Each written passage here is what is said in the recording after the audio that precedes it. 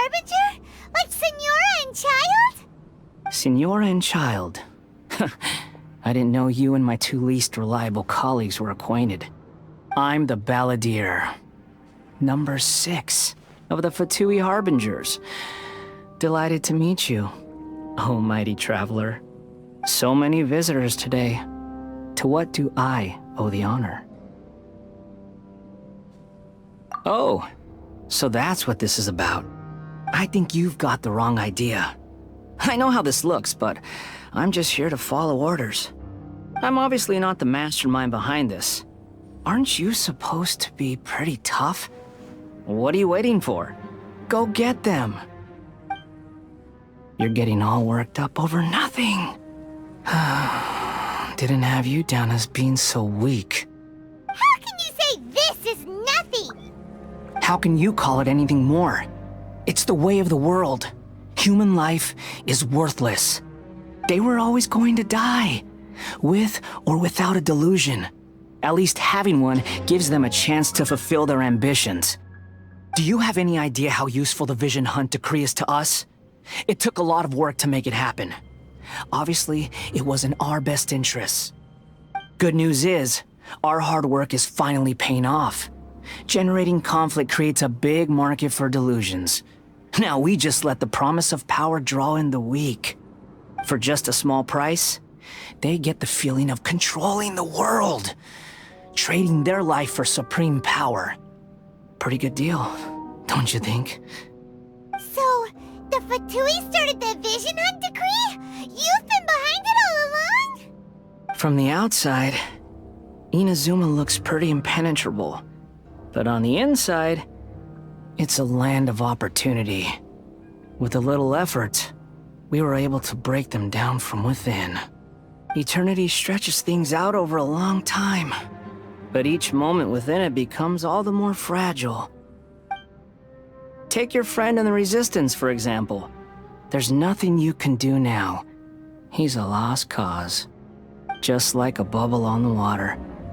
Beautiful for a moment, then total destruction. The more it takes from them, the more tightly they hold on to it. And the more incompetent they are, the more determined they are to fight it. It's such a farce. You have to see the funny side. Hey, calm down!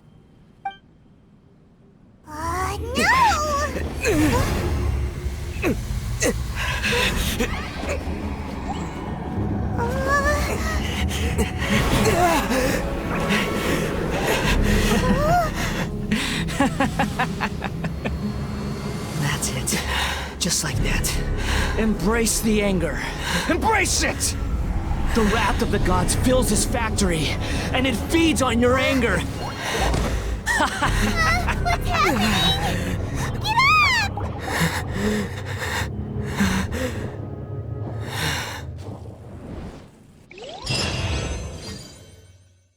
2, 1, 1, 2, 3. Come on. Okay, that's positive. Your brain seems relatively unscathed. This is good news. It's just as well, really, with the amount of effort it took me to get you back here. Honestly, it was like you were glued to the ground back there. Nico? Paimon's been wanting to ask you about something. How come you're acting so differently from when we first met you? Am I? Maybe it's because I had the other Shrine Maidens leave. Anyway, I've always been like this. People show you whatever side of themselves they want you to see. I know this for a fact. Every side of me is the real me. People just like to define things in all sorts of arbitrary ways. This is a human society. At the moment, anyway. And I'm just doing as I please. Paimon didn't quite follow. Study humans a while longer, my little friend. You'll see what I mean. Right! Paimon was so focused on the Traveler that Paimon didn't notice what you did to get Scaramouche off our backs. What if I told you it was a secret art from the Grand Narukami Shrine, and that I had the balladeer down on his knees, begging for mercy in an instant? Would you believe me? Well, maybe you should be worrying less about that, and more about how exactly you're going to thank me, no? Maybe some of your neural circuitry is less intact than I thought. I didn't mean you had to be so formal about it. I need your actions, not your words. The delusions. They're still on your mind, aren't they? You needn't worry. The leader of Watatsumi Island took some troops to clear the place out. She's also issued a strict ban on the use of delusions across the whole army. With their stronghold exposed, I doubt the balladeer is stubborn enough to try and retaliate now on his colleague's behalf. It would be more trouble than it's worth. I must say, I would relish the opportunity to watch the Fatui getting a taste of their own medicine.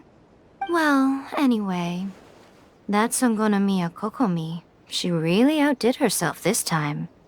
I'd love to have another chat with her again in person, but alas, belief systems can be such a hindrance sometimes. A hindrance? Should you really be saying that as the Gucci of the Grand Shrine? Anyway, I'm only telling you this to stop you worrying so that you can focus on something I need you to do for me. You've met her, right? I'm not talking about the puppet. I mean her. You've met her, yes?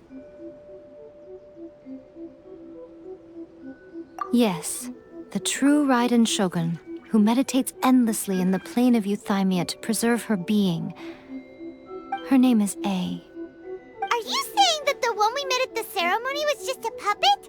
And the real Raiden Shogun is the one that the Traveler met later? And does that mean that when the battlefield changed, so did the opponent?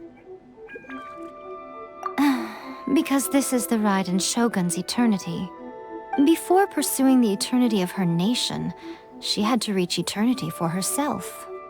Since the physical body will eventually turn to dust, she replaced hers with that of a puppet. And since the spirit is susceptible to erosion, she placed her consciousness inside her sword, where she remains in a meditative state, free from all disturbances. So, that place that she carved open with her sword... The plane of Euthymia. Essentially, the world inside her mind. A place that typically only allows her existence. She shuts herself off in her inner world, leaving all the affairs of the outside world to be dealt with by a puppet, who has a singular focus on the pursuit of eternity. This is the approach A has come up with for realizing eternity. You mean Morax? It's been a while since I last saw him. A surprising decision by Liyue's Archon. What a fascinating god he is. It seems like the Raiden Shogun's approach solves the problem Zhang Li was facing, though. Perhaps. Or you could take the view that she's acting like a little child, throwing a temper tantrum and locking herself in her room. Don't you think? The grand notion of eternity she once held has long since given way to the eternity of her own definition. And ultimately, her eternity is defined by fear. The fear of loss. The truth is, we are on the same side. You want to save the people of Inazuma from the Vision Hunt decree. So do I. The only difference is that I'd rather like to save this nation and save A while we're at it. The key is that the plane of Euthymia represents A's inner world. Defeat her there, and you may well have the chance to shake the Raiden Shogun's will. So this is your plan? To abolish the Vision Hunt decree? Not by talking her out of it, or through an armed resistance, but by, hopping inside the Raiden Shogun's inner world? You're a fast learner. In short, this is the last chance to get Inazuma back on track. Otherwise, an eternity of darkness awaits. Don't you realize how special you are? Remember, the plane of Euthymia is a space where only she is allowed to exist. The fact that you could appear there tells us one crucial thing. That you have piqued her interest. Perhaps it's because she has never seen an individual who is so unpredictable in the face of eternity. Has no one else ever been in there? None. No one has seen the devotee of eternity since she shut herself away. In fact, no one even knows what it looks like in there. Your existence is more than just an opportunity. It's the very key to all of this. To that I say, well done, child. You did not disappoint me after all. Wait, you're leaving? Where are you going? Anti-Raiden Shogun training.